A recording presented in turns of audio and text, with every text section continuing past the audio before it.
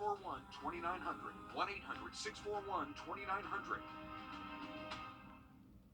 On air and online, News 12's First Alert Traffic Network is sponsored by Mountaineer Pest Services. Protect your home at StopMyBugs.com. Thanks for watching News 12 on your side.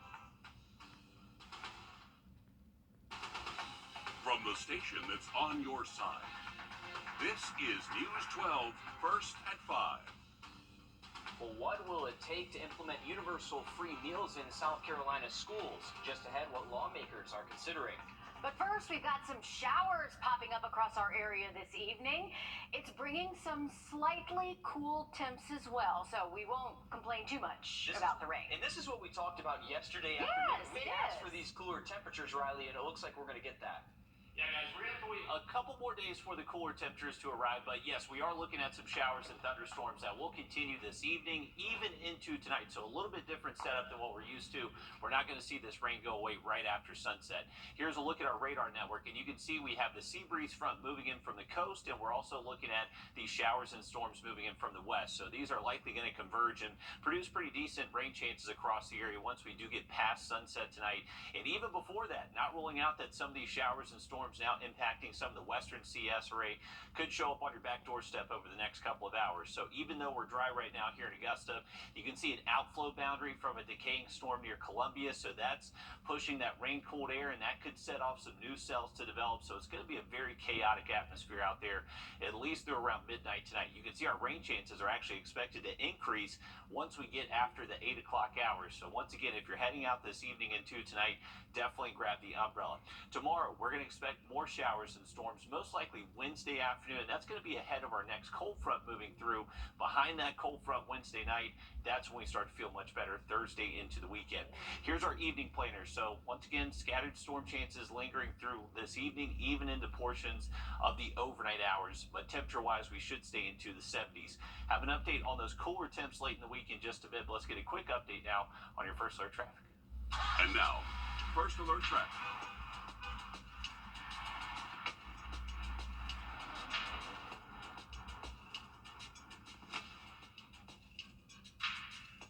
All right, folks, taking a look outside of our building. This is actually pointed towards Cabela Drive, Costco. I'm actually going to do something pretty crazy here. We're going to switch this around. Here we go. All right, we're looking at the Interstate Riverwatch Parkway, and it looks like traffic's moving okay on the Interstate Riverwatch Parkway. Traffic a little congested there, and then going out to Wheeler Road next, looks like I-20 eastbound, westbound, no major issues. Update on those cool temps heading our way late in the week in just about 10 minutes. All right, thanks for that, Riley. Legislation filed at the State House would guarantee every student in South Carolina would get breakfast and lunch at school at no cost to them. Now that push is getting a closer look to see how viable it would be in the state's public schools. Our State House reporter Mary Green has the details.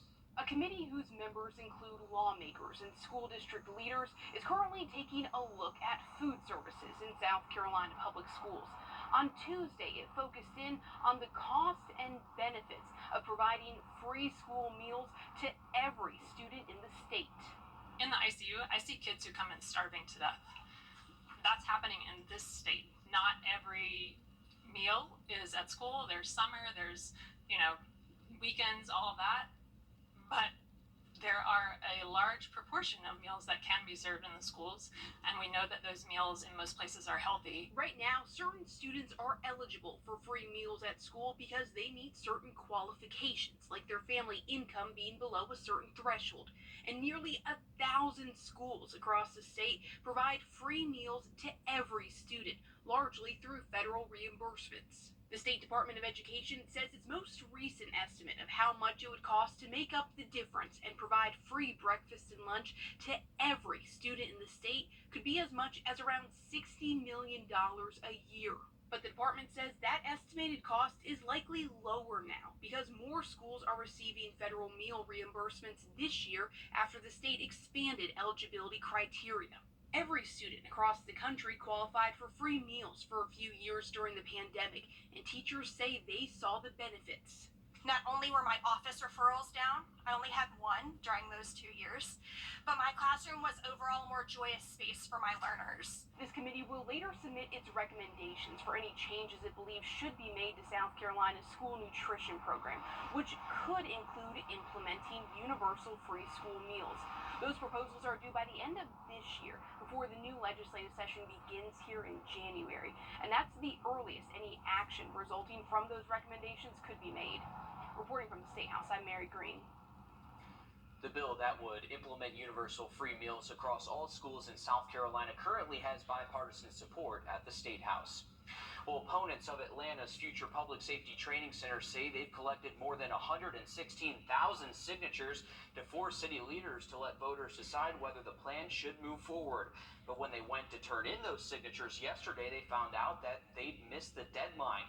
In July, a U.S. District Court ruling extended the original August 21st deadline.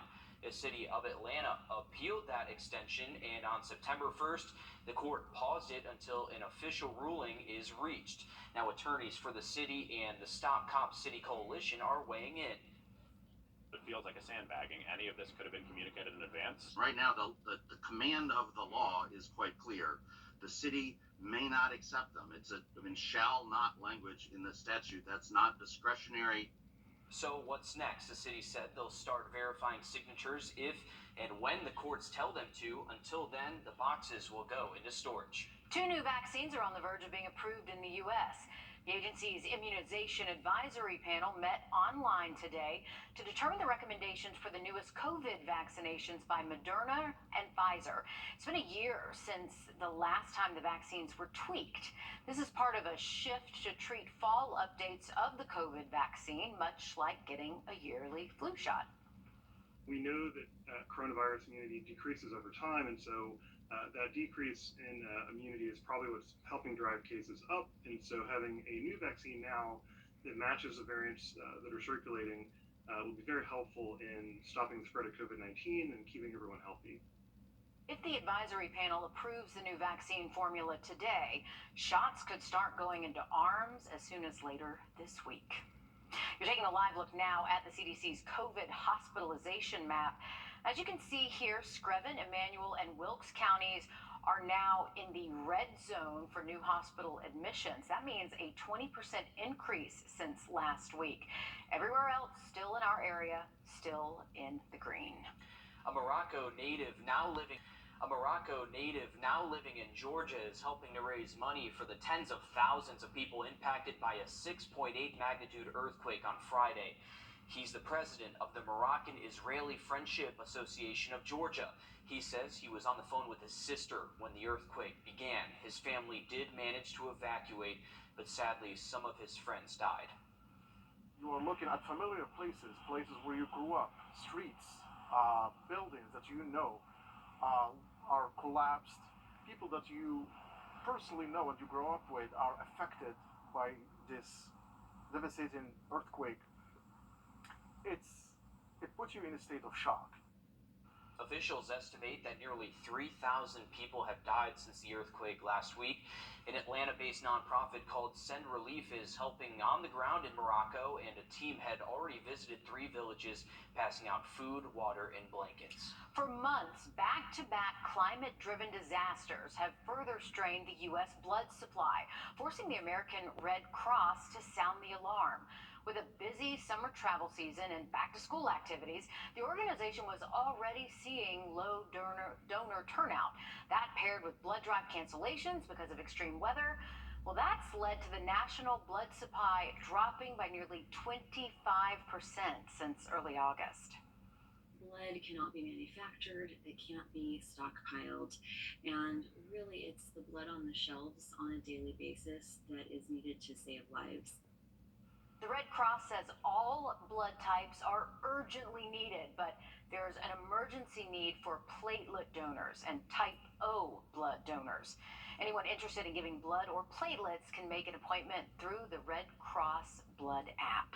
The Shepherd Community Blood Center, they are holding Donation Domination all week. That's where blood donors get the chance to put a point towards Georgia or South Carolina teams. That runs now through Friday. For a full list of locations and more information, you can check our website and our WRDW app. All right. I think South Carolina's going to need a lot of donations there for some What extra about the points. dogs? They'll be fine. Roll your sleeves up. Well, Hurricane Idalia is behind us, but hard-hit areas in Georgia are still in the weeds when it comes to recovering. Just ahead, the latest on these efforts to get back to normal. Riley? Well, guys, we are looking at a chance for thunderstorms this evening into late tonight, and some of those could actually be severe. We'll have an update on the forecast just after the break. It's supposed to be a place where you can rest in peace, yet the grass swallowing the headstones makes this place anything but peaceful. Coming up on you tonight on News 12 at 6 o'clock, we're walking you through this tall and green battle families are fighting. Foundation repair. Weather officials say storms, tornadoes, wildfires, and other natural disasters have cost the USA a record-breaking $23 billion so far this year, and the year isn't even over yet. Hurricane Lee is expected to hit the northeast coast soon, and its damages will, we can assume, just add to America's record-breaking tab. And luckily, here in the CSRA, we haven't had to face anything catastrophic, something like you're seeing on your screen. Right. Thankfully, we didn't see that with Hurricane Idalia as it moved through. We know some down trees, power lines was just about it. Riley? Absolutely, guys. It's pretty incredible how high that number is, considering we've really only been impacted by Idalia so far this year as far as landfalling tropical systems. So the fact that the number's already that high, we just hit the peak of hurricane season this past Sunday, so we're still expecting named storms through the month of September. Here's a live look over the 13th Street Bridge. We have some blue sky overhead here in Augusta, but as we continue later into this evening, even the overnight, we are expecting showers and storms to be rolling on through. We're warm ahead of the rainfall. 90 degrees right now, feeling like 94.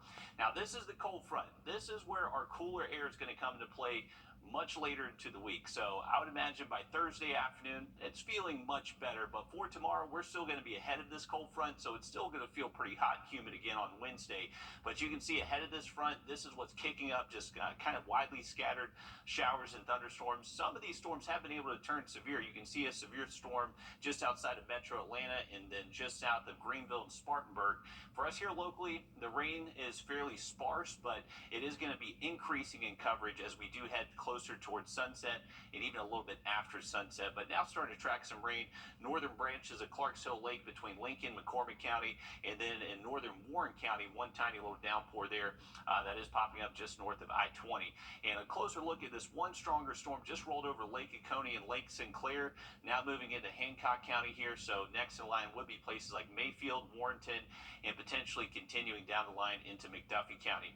So once again, with our rain chances, you can see they actually increase once we get into later tonight. So 9, 10, 11, even by midnight, we're still expecting at least some isolated scattered storms around. So good sleeping weather out there, but you may get woken up at times by a little bit of thunder. Heading out to the bus stop, though, tomorrow morning, we should be mostly dry. Temperatures still pretty warm. You can see our overnight lows only drop close to 70 degrees by daybreak tomorrow. Tomorrow afternoon, more storms ahead of that cold front. Still going to be close to 90 degrees Wednesday afternoon, so we are going to have to wait at least a couple more days to start feeling that nicer air across the region. Here's the way it's looking on our hour-by-hour forecast. So this evening and to tonight, you can see the shower and storm chances do stick with us. You can check the timestamp there at the top of the graphic. That's for 11 p.m., and we still have some hit or miss storms around the area. That does dry out by Wednesday morning. You can see our temperatures down near 70 degrees, and then we'll increase those into the upper 80s to near 90. The rain chances, 30, 40% most of the afternoon, so just kind of hit or miss for us. Those will last up until around sunset Wednesday. Once we head to Thursday morning, you're not going to notice a huge temperature difference. We're still waking up in the 60s and 70s. That northeast wind will continue to build in throughout the day. It's not going to feel as humid Thursday. Temperatures will still be able to get their way into the 80s, but it's actually going to feel like the 80s instead of the heat index in the 90s like we've had the past couple of days. So rain chances with us Tuesday night tonight, and then Wednesday, mainly afternoon, early evening, and then we do finally dry out Thursday into the weekend. So finally, we can look at these cooler temperatures for you. So waking up near 60 Friday morning, upper 50 Saturday, still hanging on to very pleasant feeling temperatures Sunday morning, but potentially seeing a few showers by Sunday afternoon. Thanks, Riley. Late last month, Hurricane Idalia pushed its way up Florida and through southwest Georgia. While we escaped with only minor damage here, places like Valdosta saw severe winds, rain, and flooding. And now, nearly 2 weeks later, cleanup efforts are ongoing. Fallon Howard gives us an update. This crew right behind me has been putting back up many down power lines after the recent Hurricane Idalia. Authorities tell me that they have tackled half of the neighborhoods that are left to complete. The hurricane came through this area.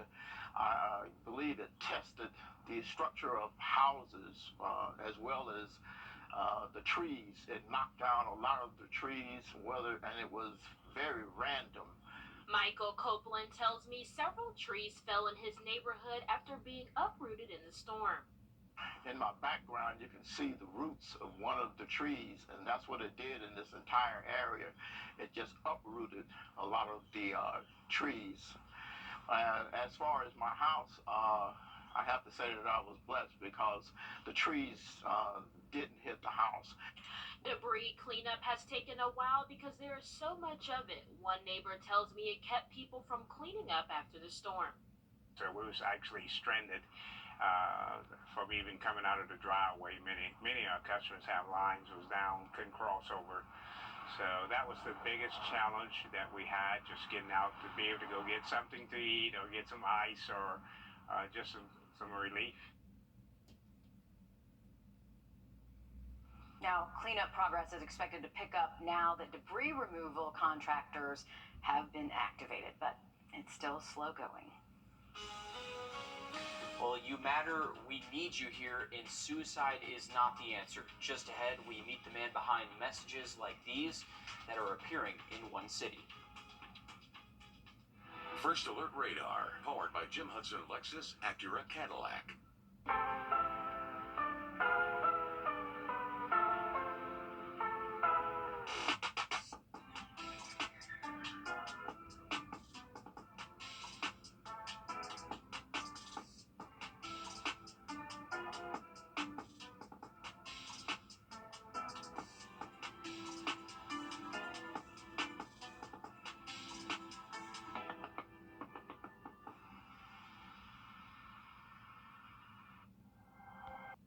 The unfortunate truth is many of us... On the line, call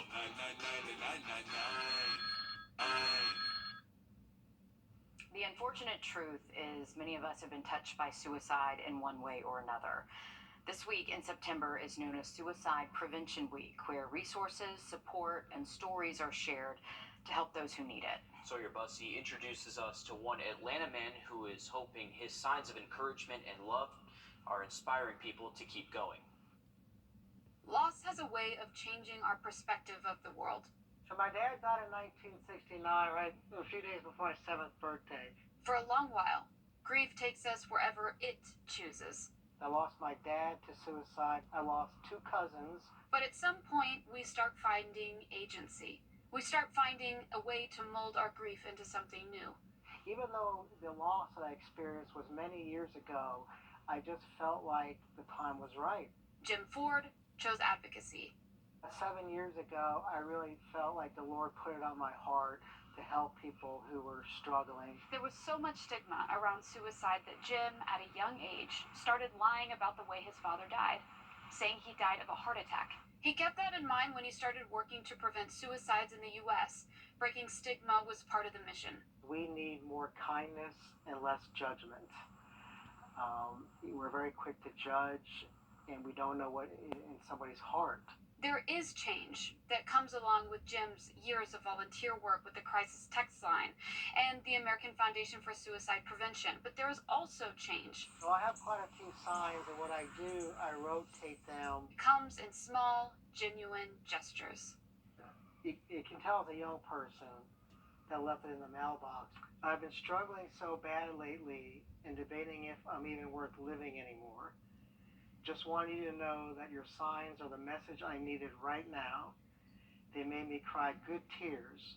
Thank you. I hope your life is full of love and happiness. Jim will be at this year's Out of the Darkness Walk to Prevent Suicide.